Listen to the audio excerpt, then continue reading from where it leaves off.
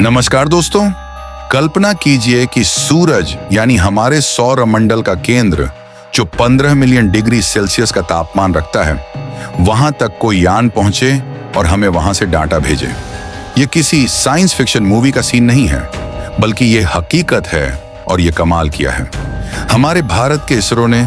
जी हाँ, आज हम बात करने वाले हैं सूर्यन यानी आदित्य। L1 मिशन क्या है, ये मिशन कैसे काम करता है और इससे भारत को क्या फायदा होगा। वीडियो को अंत तक जरूर देखिए, क्योंकि हम अंत में बताएंगे कि आखिर क्यों ये मिशन भविष्य में क्लाइमेट चेंज और सैटेलाइट टेक्नोलॉजी को भी बदल सकता है। तो सबसे पहले जानते हैं आदित्य L1 नाम क्यों रखा गया। आदित्य का मतलब है सूर्य और L1 का मतलब है लैग्रेंज पॉइंट 1।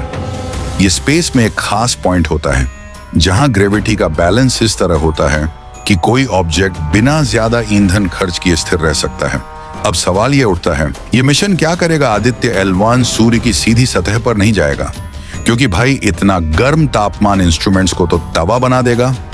ये यान सूरज से करीब 15 लाख किलोमीटर दूर L1 पॉइंट पर स्थित रहेगा और वहीं से सूरज का ऑब्जर्वेशन करेगा। अब आप सोच रहे होंगे, इतना पैसा खर्च करके यान भेजा है, ये आखिर करेगा क्या। तो सुनिए, इस यान में लगे हुए हैं 7 साइंटिफिक इंस्ट्रूमेंट्स, जिनसे हम सूरज की कोरोना क्रोमोस्फीयर, सोलर विंड्स और मैग्नेटिक फील्ड्स का अध्ययन कर पाएंगे। अब यह कोरोना वो नहीं है जो 2020 में आया था।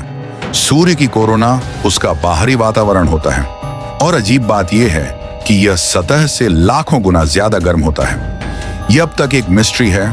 सोलर कोरोना इतना गर्म क्यों है। आदित्य L1 इस रहस्य से पर्दा उठाने में मदद करेगा।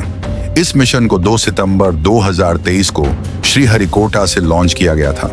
PSLV रॉकेट के जरिए अब सीधे सूरज की ओर जाना नामुमकिन है, क्योंकि स्पेस में हर चीज एक ऑन ऑर्बिट में घूमती है।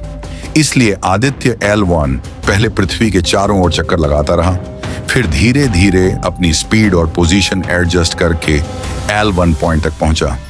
ये पूरा प्रोसेस लगभग 4 महीने लंबा था और जनवरी 2025 में ये अपने फाइनल डेस्टिनेशन पर पहुंचा। अब आप सोच रहे होंगे, हमें इससे फायदा क्या होगा। तो भाई, बहुत कुछ फायदा है। सूरज से कभी कभी बहुत ही तेज सोलर विंड्स और पार्टिकल्स निकलते हैं, जिन्हें सोलर स्टॉर्म्स कहते हैं। ये अगर धरती पर पहुंच जाए तो सैटेलाइट्स फेल हो सकते हैं, GPS, मोबाइल नेटवर्क और पावर ग्रिड्स बंद हो सकते हैं। 1989 में कनाडा का पूरा पावर ग्रिड ठप हो गया था एक सोलर स्टॉर्म की वजह से। आदित्य L1 इन सोलर एक्टिविटी को पहले से मॉनिटर करेगा, जिससे हम अलर्ट रह सकें। जैसे हम धरती पर मौसम का पूर्वानुमान लगाते हैं, वैसे ही स्पेस वेदर का भी महत्व है। इस मिशन से हमें स्पेस वेदर फोरकास्टिंग में मदद मिलेगी। सूर्य पर स्टडी करने वाले गिने चुने देश हैं अमेरिका का पार्कर सोलर प्रोब, यूरोप का सोलर ऑन ऑर्बिटर और अब भारत का आदित्य L1। इससे भारत की छवि एक साइंटिफिक सुपर पावर के रूप में और मजबूत होगी।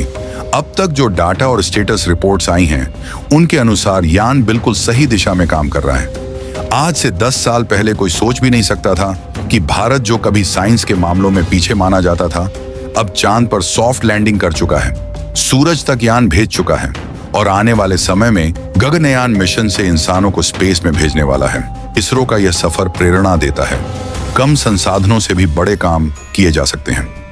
आदित्य L1 सिर्फ एक मिशन नहीं है, ये एक मैसेज है कि भारत अब सिर्फ उपभोक्ता नहीं, बल्कि वैज्ञानिक क्रांति का निर्माता बन चुका है। अगर आप एक स्टूडेंट हैं, तो यह मिसाल है कि विज्ञान और टेक्नोलॉजी में करियर कितना रोमांचक हो सकता है।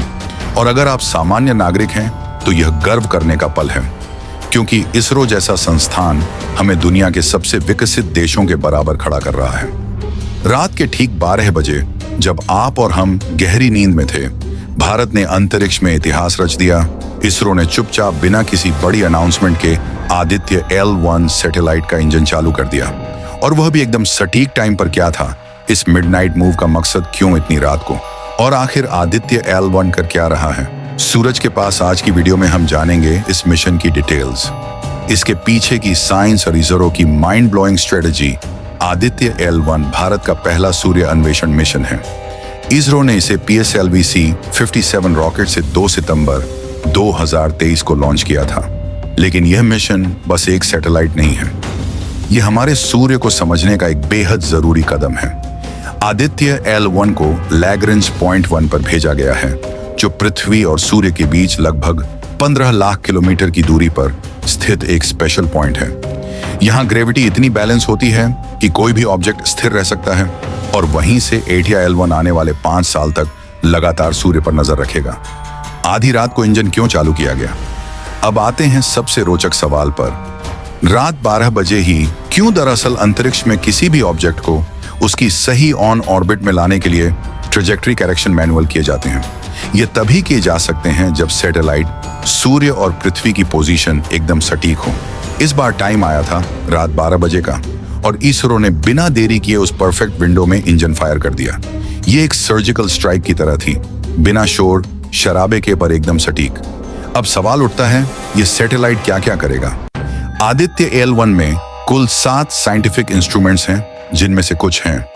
आखिर इन सभी का मकसद क्या है? Solar flares, coronal mass injection और स्पेस वेदर को समझना, क्योंकि जब सूरज गड़बड़ करता है तो उसके असर से हमारे GPS सैटेलाइट्स यहां तक कि पावर ग्रिड भी फेल हो सकते हैं। आदित्य L1 एक तरह का अलार्म सिस्टम बनेगा जो हमें पहले से सतर्क कर सकेगा। आप सोचिए, पहले चंद्रयान 3, फिर आदित्य L1 और अब गगनयान की तैयारी। इसरो सिर्फ मिशन नहीं कर रहा, वह भारत को स्पेस सुपर पावर बना रहा है। और सबसे खास बात, इतने हाईटेक मिशन भी इसरो बहुत ही कम बजट में कर रहा है। आदित्य L1 का बजट सिर्फ 400 करोड़ था, Hollywood film Avenger end game से भी कम। आदित्य L1 सूरज की 24 घंटे निगरानी करेगा। उसके 7 पेलोड्स यानी उपकरण सूरज के बाहरी वातावरण, क्रोमोस्फीयर, कोरोना और मैग्नेटिक फील्ड्स की स्टडी कर रहे हैं। सीधे शब्दों में कहें तो इसरो अब सूरज की लाइव CCTV चला रहा है। अब सोचिए, जब भारत का मिशन चंद्रमा के साउथ पोल पर लैंड करता है, चंद्रयान 3 मंगल तक पहुंचता है, मंगलयान, और अब सूरज की जासूसी करता है, तो अगला कदम क्या हो सकता है? शायद शुक्र या इंटरस्टेलर मिशन। एक बात तो तय है, इसरो अब सिर्फ स्पेस एजेंसी नहीं, एक नेशनल प्राइड बन चुका है। दोस्तों, आज हम सिर्फ एक सैटेलाइट नहीं उड़ा रहे, हम उम्मीद उड़ा रहे हैं आदित्य L1। हमें यह सिखाता है कि जब इरादे मजबूत हो तो सूरज भी झुक जाता है। जब आप अगली बार सूरज को देखें तो याद रखें, वहां हमारी एक आंख लगी हुई है और वह आंख भारतीय है। अगर आपको यह वीडियो पसंद आया हो तो लाइक कीजिए, सब्सक्राइब कीजिए और शेयर करना मत भूलिए, क्योंकि ज्ञान जितना बांटोगे उतना ही बढ़ेगा हम।